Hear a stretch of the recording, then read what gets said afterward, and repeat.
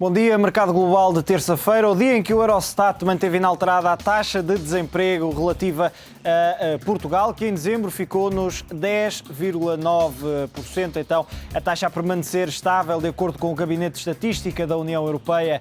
Diz o gabinete que o desemprego em Portugal ficou estável por 2 meses consecutivos, ou seja, entre novembro e dezembro, depois de nos meses anteriores ter ficado nos 11%. Os dados mostram também que na zona euro a taxa de desemprego também estabilizou nos 10%, perto de um máximo de 12 anos. De salientar ainda que existem 15,8 milhões de desempregados na zona euro, uma descida de 73 mil face ao mês anterior. Espanha continua a ser o pior país, com uma taxa de desemprego de 20,2%. Hoje foi conhecida também a taxa de desemprego na Alemanha, que recuou para 7,4%, o valor mais baixo dos últimos 18 anos.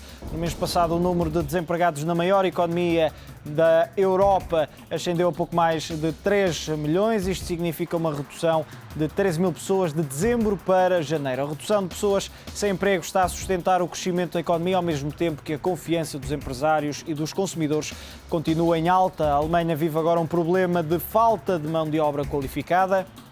Há umas semanas, o jornal alemão avançou que o país poderia começar a importar este tipo de profissionais de outros Estados-membros, nomeadamente países em dificuldades, como é o caso de Portugal.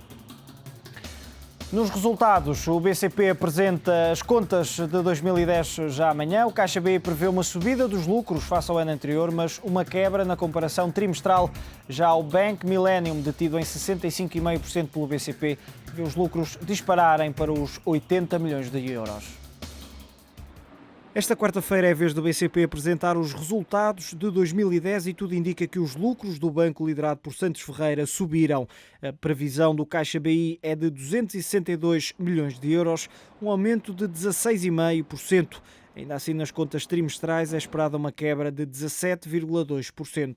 Já a margem financeira esperada terá subido 12% graças ao repricing do crédito e devido às atividades internacionais. A ajudar as contas do banco esteve ainda o efeito positivo da venda de 2,7% da seguradora holandesa Eureko BV ao fundo de pensões do banco, e a Polónia deverá ter um papel importante, muito graças ao crescimento do Bank Millennium, que é detido em 65,5% pelo BCP. Os lucros da instituição passaram de 400 mil para 80 milhões de euros, superando as estimativas. Em comunicado, o banco revela que foi sobretudo o crescimento significativo dos proveitos base e o controlo rigoroso dos custos operacionais. Já a margem financeira foi de 252 milhões, mais 46% do que em 2009, com o rácio Tier 1 a chegar aos 12,3%. Perante estes resultados, o Bank Millennium anunciou ainda que vai distribuir dividendos equivalentes a 37% do resultado líquido consolidado. E ontem foi a vez do Banco Espírito Santo apresentar os resultados de 2010. Ricardo Salgado considera que os bancos portugueses têm reduzido a dependência face ao BCE. Ainda assim, é a missão do Banco Central, diz o presidente executivo do BES, ajudar as instituições de crédito, sobretudo dos países periféricos. Já sobre o Fundo Monetário Internacional, Ricardo Salgado, que falou então durante a apresentação dos resultados, diz que a intervenção do fundo pode provocar a diminuição dos depósitos e a fuga de capitais. Os bancos portugueses deram um bom exemplo, porque foram dos poucos, nomeadamente os países periféricos, que reduziram o seu endividamento no Banco Central Europeu. Há que referir que a Espanha também o fez de uma forma significativa, mas os bancos portugueses têm-se comportado bem, não têm exagerado em relação às utilizações dos recursos do Banco Central Europeu e, assim, acredito que pretendemos evoluir. Do Programa Europeu e do Fundo Monetário Internacional deveria ajudar a estabilizar a economia em termos de confiança, e aqui estamos a falar muito em termos de confiança, e reparem o que sucedeu aos depósitos bancários, às poupanças dos residentes nestes países. Portanto, queda dos depósitos, queda das poupanças. Teodora Cardoso acha que não há nenhuma ajuda que resolva os problemas de Portugal se o governo e os portugueses não se ajudarem a si próprios. Para a administradora do Banco de Portugal, é a credibilidade do programa económico e do programa de financiamento que vai determinar a confiança dos mercados em Portugal e falou ainda numa conferência dedicada então ao tema do FMI sobre a eventual ajuda externa ao país. Não há nenhuma ajuda que nos resolva os problemas se nós não nos ajudarmos a nós próprios. E, portanto, esse para mim é a primeira condição. Agora, há de facto situações, e é o caso, em que nós precisamos de apoio em termos de financiamento externo, nomeadamente enquanto os mercados financeiros estiverem praticamente fechados como têm estado. Por consequência, é esse tipo no fundo, um programa que nós temos de criar e uma negociação que temos que fazer no sentido de termos o apoio necessário para poder levar a cabo esse programa. Portanto, isto é uma afirmação de ordem geral, não tem que ser com o FMI, não há nada que obriga que seja com o FMI. O que há é realmente a necessidade de, em primeiro lugar, nos organizarmos e depois conseguirmos obter esse apoio. Muitos têm falado das consequências do FMI ajudar Portugal. Acha que haveria uma fuga de capitais? Falou-se isso hoje, o Dr. Ricardo Salgado falou isso hoje. Não vejo que haja nenhum motivo para isso, quer dizer, porque efetivamente se houver apoio internacional à economia portuguesa, até haverá muito menos razão para que haja qualquer espécie de fuga de capitais. É a credibilidade do programa económico, em primeiro lugar, e a credibilidade do programa de financiamento que vai determinar a confiança dos mercados. Mas acha que isso será possível no prazo de 1 ano, 5 anos? Não, eu aí não lhe vou dar um prazo, mas eu penso que isso tem que ser a curto prazo. Não é uma coisa para que nós possamos pensar que vamos ficar 5 anos como estamos agora. Penso que é inimaginável. Já Silva Lopes não tem dúvidas, sem ajuda externa, Portugal não consegue resolver os problemas da economia e acalmar os mercados. O ex-governador do Banco de Portugal não sabe se existe vontade política para que sejam postas em prática todas as reformas necessárias.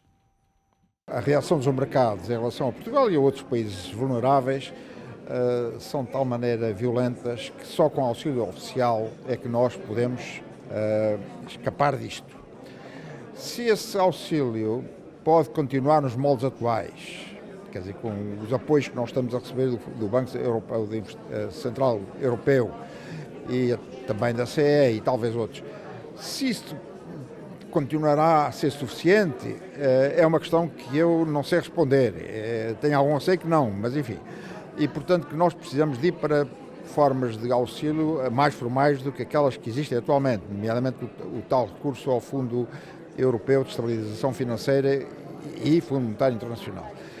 Essa é uma hipótese, mas tudo depende daquilo que for a reação dos mercados internacionais. Por outro lado, não há dúvida nenhuma que uma grande parte do esforço tem que ser feita por nós.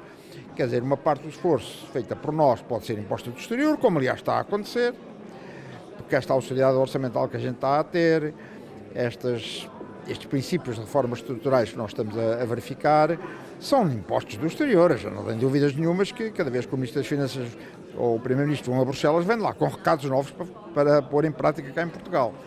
Eu tenho algumas dúvidas que em Portugal haja capacidade política e de vontade para que a gente ponha em prática todas as reformas necessárias. Com a adoção do euro, Portugal perdeu um instrumento de política cambial. Ainda assim, Henrique Meireles acredita que a moeda única não é um entrave à recuperação da economia nacional e sugere que o país as vantagens de integrar a zona euro. Existe na economia custos e benefícios em qualquer situação.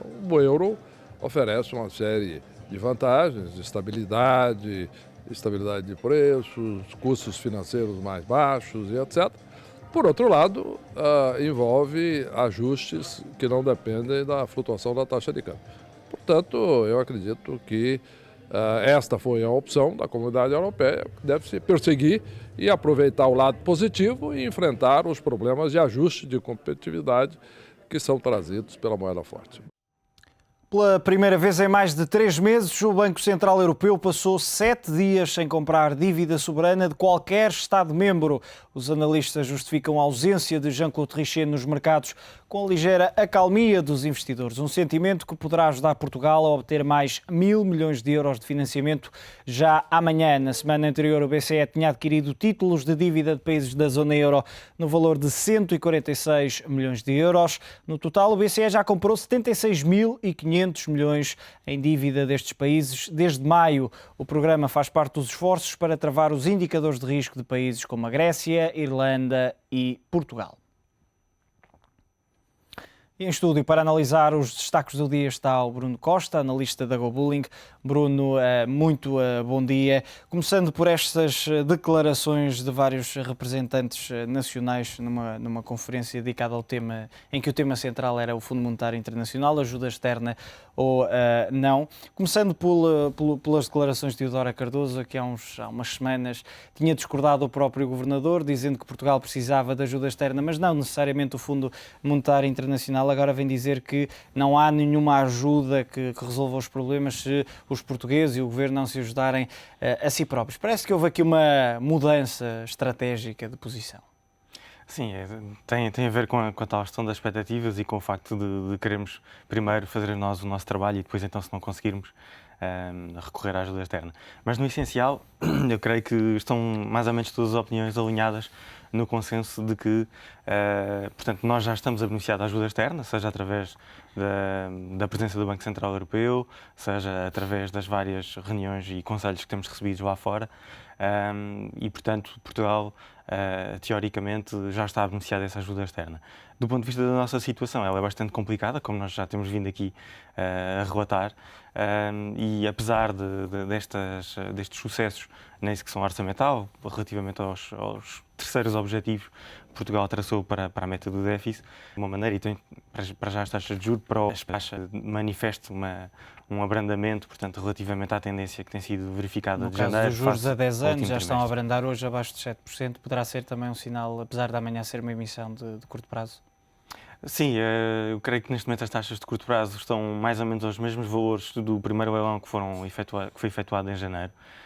E, portanto, continuando nessa senda, apesar de ser um valor abaixo dos máximos históricos realizados desde 2010, continuará a contribuir para um aumento da taxa média de financiamento quando comparada com a taxa média de financiamento de bilhetes de tesouro realizada em 2010. E, portanto, desse ponto de vista, continua a ser um dado preocupante. Henrique Meireles dizia que o facto de Portugal ter adotado o euro que não toma da economia seria mais difícil ou mais fácil se Portugal estivesse, aliás, estando no euro e no momento em que tenta recuperar a economia, seria mais fácil se estivesse fora do euro? Bom, seguindo as políticas económicas convencionais, o que nós temos que fazer neste momento, não tendo política monetária nem política cambial, será tentar simular no nosso país, com a ajuda, obviamente, externa, direta ou indiretamente, tentar simular os efeitos que poderia resultar de uma utilização de política monetária ou de uma política cambial, como, por exemplo, aconteceu em 83 e 87.